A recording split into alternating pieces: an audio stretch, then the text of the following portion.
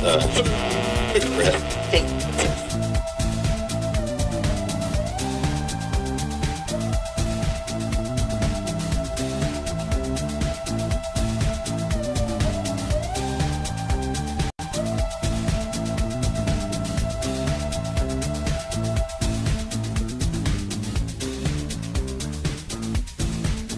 love coming after a holiday weekend and computers having to restart and things popping up here and there.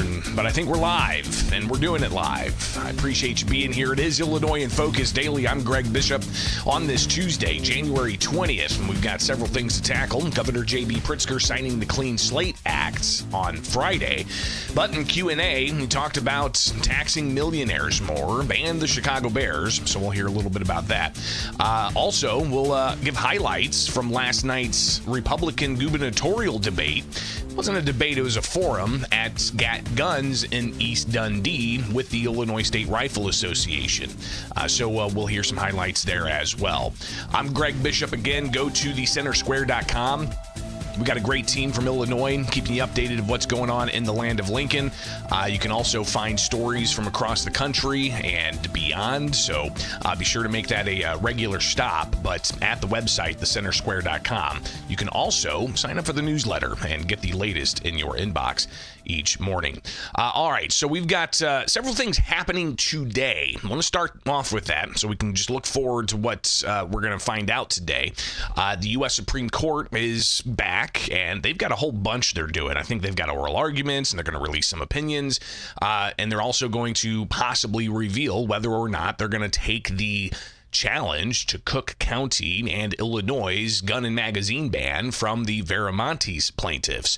Now, that case has gone through the courts on the merits, but critics will say it didn't develop a thorough record. But that case, having gone all the way from the district court to the appellate court to the U.S. Supreme Court, the question now is in front of the U.S. Supreme Court saying, hey, will you take this case?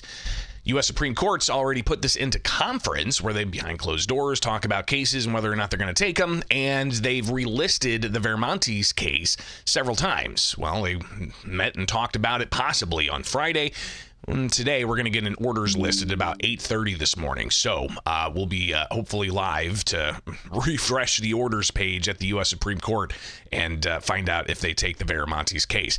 But, of course, in the appellate court, you've got the Barnett case, and that's the case from the Southern District of Illinois that is on the merits in the appeals courts, and it's got a pretty thorough record. It's 4 days of a bench trial where thousands of pages of testimony and evidence was discussed. So clearly that's a pretty solid record case, and the district courts in the Southern District said the law is unconstitutional. The state law is unconstitutional. The appeals court, having heard arguments, still has yet to make a decision on what they're going to do with that case, whether to side with the plaintiffs and say, yes, the law is unconstitutional, or to side with the defendants. Then, of course, after that, it can then be taken to the U.S. Supreme Court. But today, the U.S. Supreme Court could let us know whether or not they're going to take the Viramontes case out of Cook County, which is separate from the Barnett case, now in the Seventh Circuit Court of Appeals. So that's going to possibly happen today. 8:30 our time is when the U.S. Supreme Court's going to release that orders list. But you also have some other activities going on at the Illinois State House. The Illinois House comes back into session. Now, this is the start of the second year of the 104th General Assembly. They have 2-year terms. And you had, of course, last year, a lot of conversation about transit, a lot of conversation about, the budget. And we're going to hear a lot more about the budget in the weeks ahead. So the House comes back into session. Governor J.B. Pritzker, he's going to be doing some discussions in a roundtable about the impact of the potential loss of federal funds to the state of Illinois. And Illinois Attorney General Kwame Raoul has a news conference later on this morning to discuss that very issue as well. So it is going to be a busy day today. So be sure to stay with the Center Square to stay updated. And, of course, revisit us tomorrow morning for Illinois in Focus Daily as we bring you the latest. All right, coming back, we will give you some highlights of the forum that took place at GAT Guns last night with the Illinois State Rifle Association hosting 4 Republican candidates for Illinois governor. So we will tackle that next. next here with Illinois in Focus Daily. I'm Greg Bishop. Like, subscribe, hit that notification bell. Wake up with us each and every weekday morning here with the Center Square.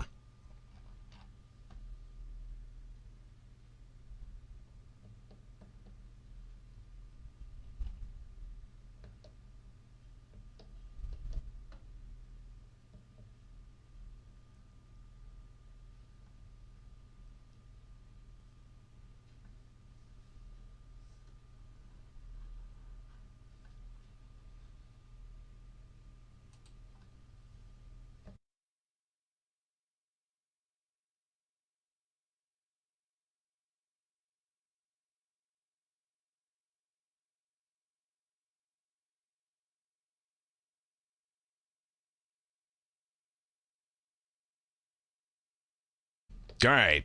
Seem to have lost one of my feeds there, so we'll see if we can get that figured out live time here. But we'll just jump into it. Again, it is Illinois in Focus Daily. I'm Greg Bishop, all right? So be sure to like, subscribe, and hit that notification bell. The Republican candidates for Illinois governor joining in a forum last night at the Gat Guns facility in East Dundee, hosted by the Illinois State Rifle Association. They talked about, of course, the Second Amendment, but they also discussed education and more. I'm Greg Bishop, host of Illinois in Focus Daily here with the Center Square. Go to thecentersquare.com and get the latest. So 4 candidates at the Gat Guns facility in East Dundee last night. I was there. Got back at about close to midnight here after a 3.5-hour drive of heading up there over the weekend, testing things out, and then getting a live stream out for our news partners and others to be able to watch that live. And you can actually find the rebroadcast as well if you follow me on Bishop on Air on X. You'll be able to see a link there, or even on Facebook. We'll get a link into the full debate in this video after the live show, so be sure to find that and watch it in its entirety. But you have the 4 candidates. The 4 candidates are former State Senator Darren Bailey. You've got Ted Dabrowski, former president of WirePoints, Rick Heidner, a businessman, and DuPage County Sheriff James Mindrick. So 4 candidates that are going to be on the ballot. There's another candidate that's still listed as active, but he's challenging his name being removed from the ballot, and that's a challenge that's happening in the courts, and that's Joseph Areno. He was not in attendance last night and not invited to the forum. But they started off with actually Darren Bailey's running mate, Aaron Delmar, because Bailey was running a little late in traffic. Here is some of what Aaron had to say to start the forum. Darren and I are the ones that can take the whole state and unite the Republican Party, because we're the only group that's not just from the North. All 4 of us from up here. We have a ton of brothers and sisters in Southern Illinois, farmers, agriculture, union members that are prison workers, that work for the Secretary of State, for teachers, all of them that are ruby red Republican. Out of 102 counties in Illinois, 97 of them are bright red. It's just the 7 that hurt the rest of us. But Darren and I are the ones that can take the whole state and unite the Republican Party. I'm excited to be here with these gentlemen because for the first time, we're not killing each other. That's, again, Aaron Delmar, the running mate for Darren Bailey, as Bailey was a little late to get to the forum last night in East Dundee. But you had others there. You had Rick Heidner, a businessman, newcomer to the Republican, zeitgeist. He laid out why he's decided to run for governor. He's somebody who's made himself a business, and that business has grown substantially, and he has a lot of real estate and rents out to stores all over the state and such.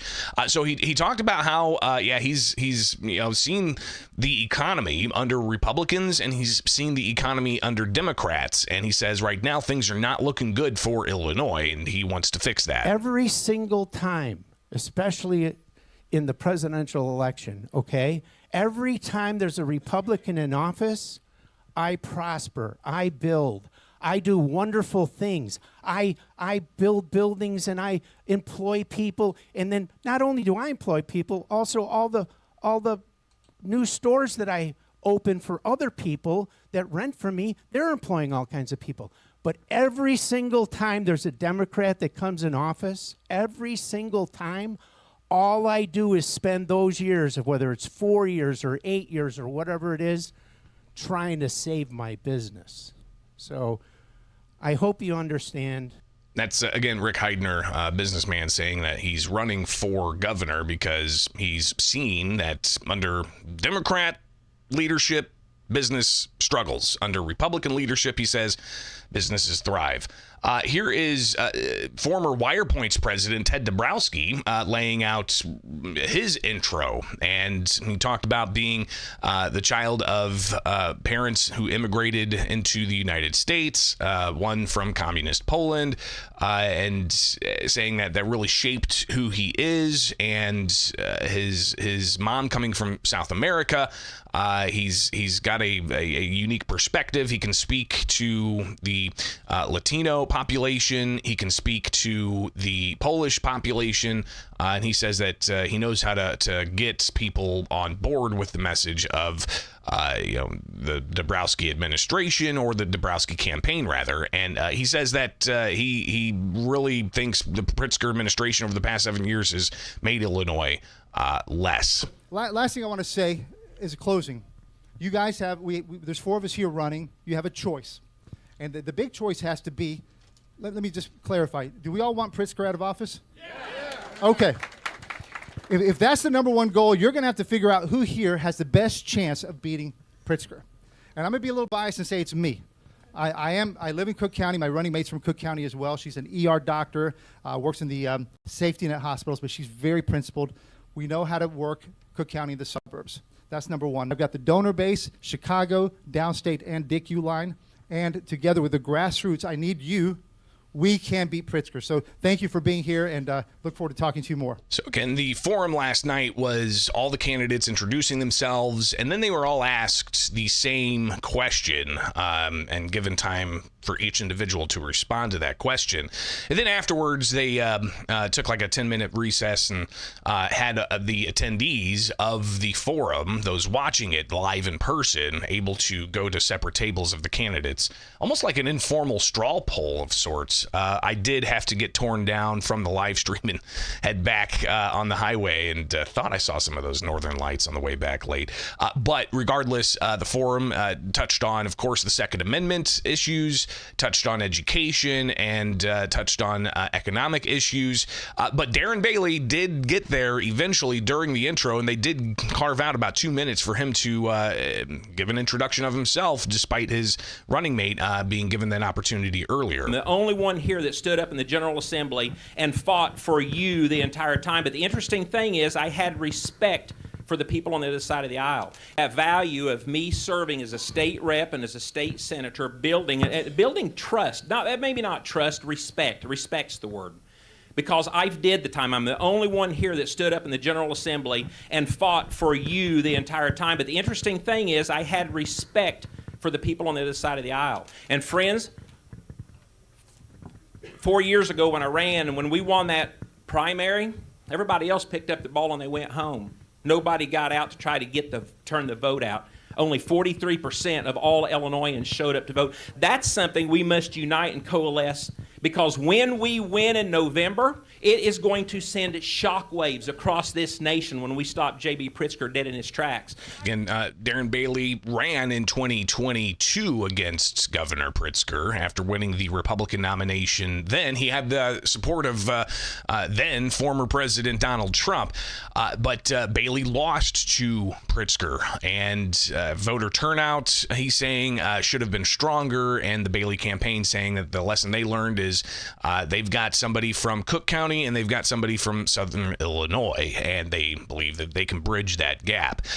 So Jim Mendrick, Sheriff of DuPage, he introduced himself being a sheriff and having to go up against the county board on things like masks. He even talked about the issue of the gun ban and how he was a very high-profile figure, saying that he would not enforce the gun ban. and he was not going to go confiscate firearms. And he discussed how he really took a media beating of sorts because of his position on that. But Mendrick also laid out things about education when the question was brought up about education outcomes. And he says, as a county sheriff, he thinks he can manage education better than the state. What are they doing in our school system for 12 years? So here's the thing. Again, part of my job, I'm in the second biggest county in this state, and I deal with the second biggest jail population, right?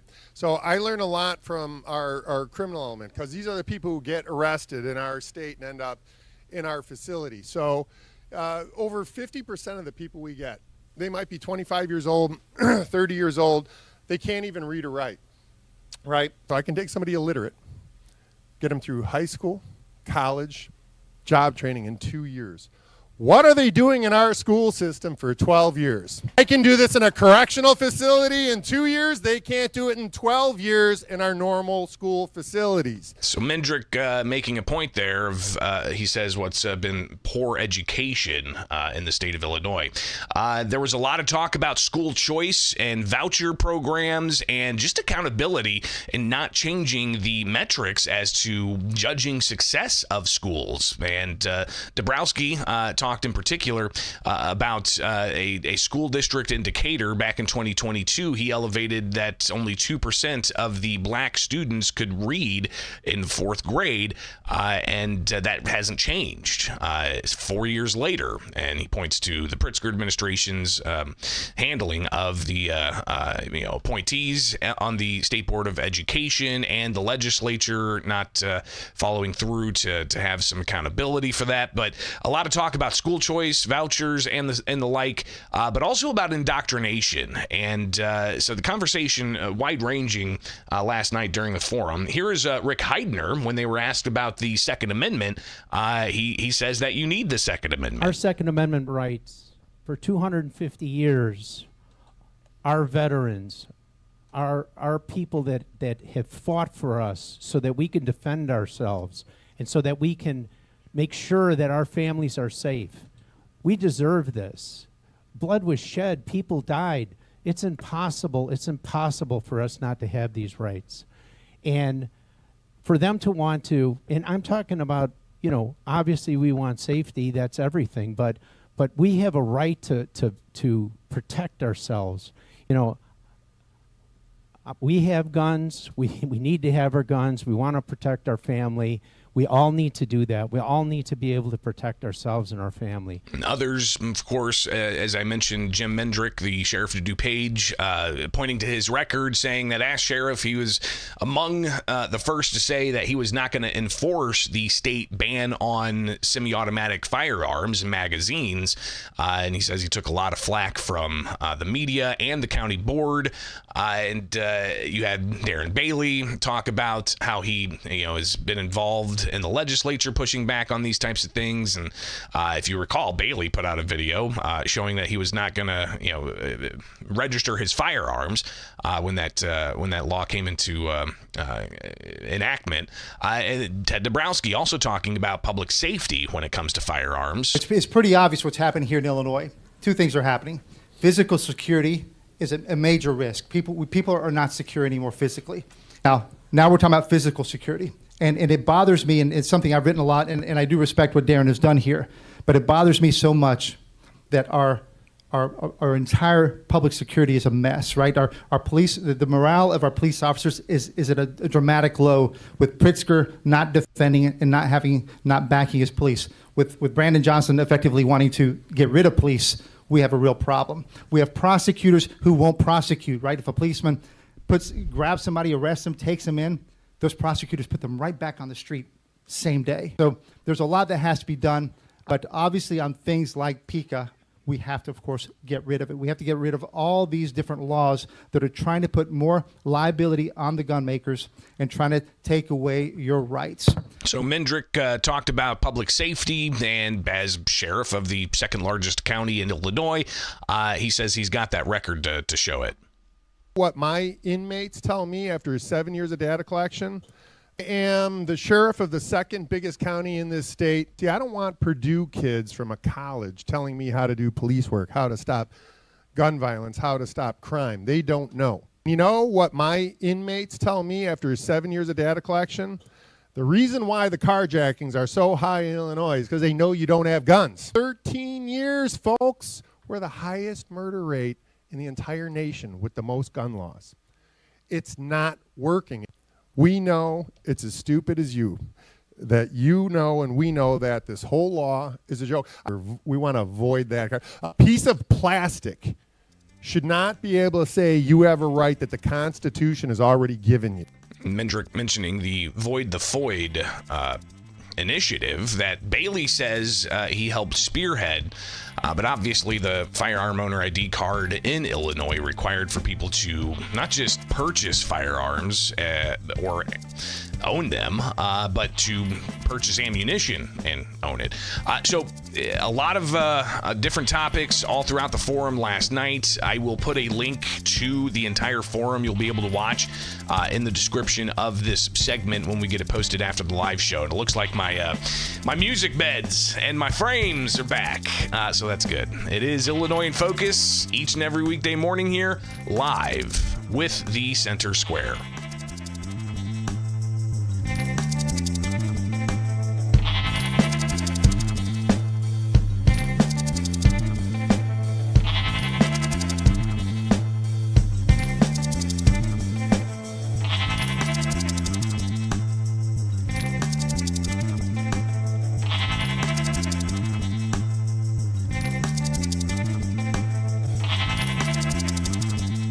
The Illinois legislature coming back into session slowly, but they've got a budget they've got to tackle, and the prospect of the Trump administration freezing federal funds could mean that legislators are going to look again at some tax increases after we've had consecutive different fee and tax increases on a variety of things all throughout the last 7 years of the Pritzker administration. This is Illinois in Focus Daily. I'm Greg Bishop. Like, subscribe, hit that notification bell, and wake up with us here with Illinois in Focus Daily, only with the Center Square, and then get the headlines in your inbox at thecentersquare.com. So the Pritzker administration, obviously they're running for a third term, and the governor, he's signing legislation on Friday. He signed the Clean Slate Act, a piece of criminal justice legislation, and he also took questions from members of the media on that issue, and also some off-topic questions. But on the issue of the Clean Slate law that he signed, he says that it's important to give people a second chance. We've seen in the 12 states where Clean Slate has passed, and we know from personal experience that giving people this chance, the chance to be able to get the housing that they need, the education that they need, the job that they're looking for, taking away barriers makes our communities safer. So the Clean Slate Act, you can read about that at thecentersquare.com. Pritzker talking more about criminal justice reform. Let's make our communities safer. Let's get people jobs. Let's give people an opportunity to get an education because they've served time already. They've already paid the price for whatever it is that they may have done when they were younger. It's time to give them a second chance. But a lot of criticism of that law during a fall veto session when this was passed, saying that it's too loose and can possibly lead to people not really being reformed, getting these types of privileges of sorts that the Clean Slate Act lays out.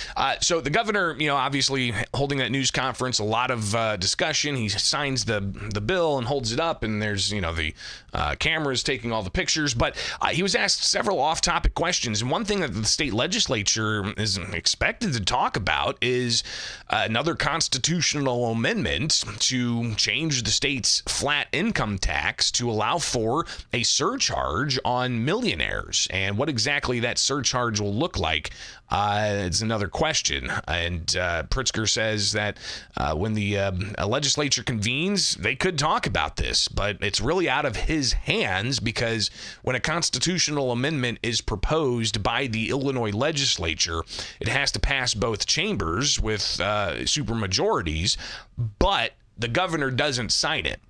It then goes to like the state board of elections, and they verify it and they put it on the ballot. And then you, the voter, get to choose whether or not to change the state constitution. Again, the governor doesn't sign anything. It's the legislature that acts, asking the voters to make that decision. Now, this happened back in 2020, but the progressive income tax amendment failed. Voters rejected it. And we've got now, 4 years later, a different effort underway for a millionaire's surcharge. What will that be used for? Not sure. Former Governor Pat Quinn has been advocating to have a property tax relief fund, use that 3% surcharge from millionaires to then give property tax rebates across the state. Not sure how that actually lowers property taxes in the state of Illinois, which has the highest property taxes in the nation, but still something very much that could be on the table. But the legislature is going to meet. Pritzker says that he's advocated for taxing wealthier people more, and he says that that's something the legislature is going to discuss. I have said many times publicly, I think you all know, that I believe that we need to have a graduated income tax system. A millionaire's tax would be something like that. And I think that to pay the bills of the state of Illinois, it's fairer if the wealthiest people in the state and the wealthiest corporations in the state pay more than average folks, working folks, and the most vulnerable. And he says that they can afford it. Millionaires will be able to afford a tax increase. I know there'll be more discussions and probably some committee hearings about it, and we'll all have to follow along and see what happens. But my priority is certainly to balance the budget of the state of Illinois in these very, very challenging times with Donald Trump as president of the United States, when they've taken away so many supports frankly, for the most vulnerable people in our society. So we're going to have to make sure we balance the budget. What that balancing the budget looks like, not too sure at this point. You've got another, 6 months before the budget actually is set to start, so we're midway through. But the legislature is going to be meeting, convening, and discussing these issues, and a whole host of other things as well. Who knows what else they're going to bring up during the spring session, which is starting. Last week, the Illinois Senate came in for only 2 days. They canceled the third day. The Illinois House comes in this week for 3 scheduled days. Today, Tuesday, they'll be in this afternoon.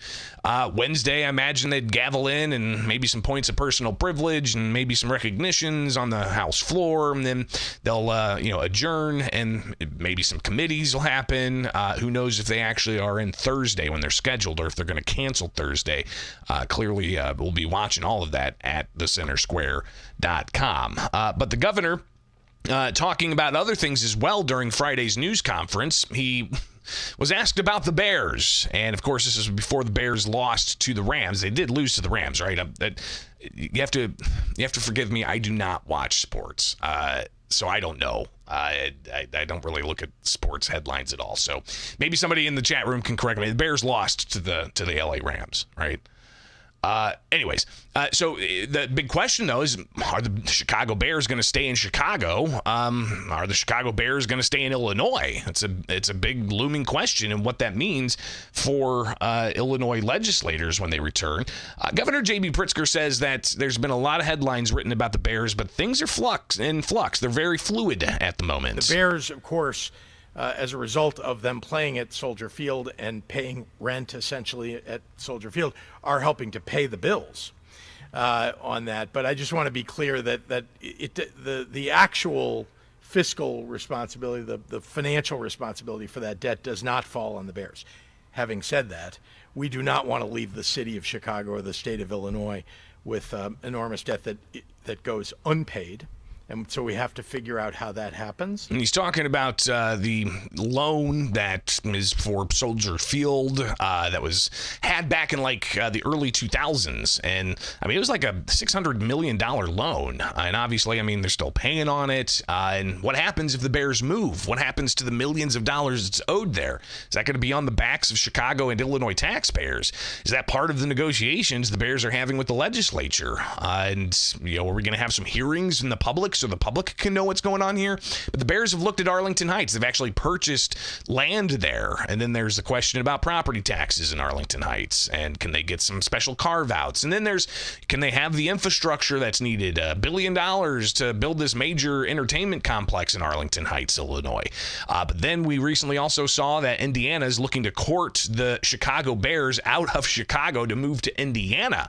So they wouldn't be from the land of Lincoln. They would be from the Hoosier states, and what that's going to look like. But Pritzker says, again, things are continuing to be discussed. I believe it's best for the Bears to stay in the state of Illinois. I've always said that. I do not think the fans, want the Chicago Bears to be based anywhere else except in the state of Illinois.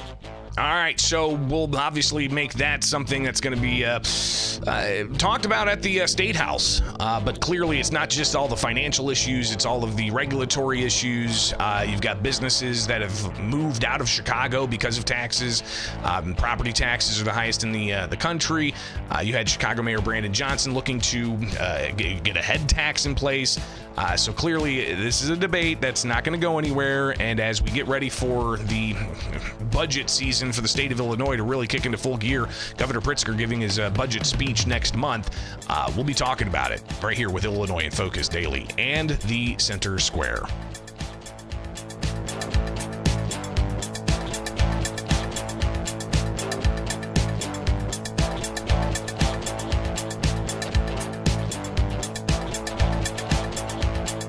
I got to wrap things up here in a bit, but just take a look at the U.S. Supreme Court website, and we're going to go down to the schedule, and you can see here the court will release orders list at 9:30. That's 8:30 our time.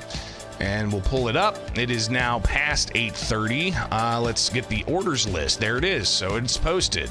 And we're going to do a search for Viramontes, and it doesn't look like it's there. BIR, nothing. Cook County, nothing. So there you go. It looks like it's going to be relisted. What that means for the outcome of the Barnett case in the appeals court, we'll be watching. All right, have yourselves a great Tuesday. We'll be back at it tomorrow for more Illinois in Focus Daily.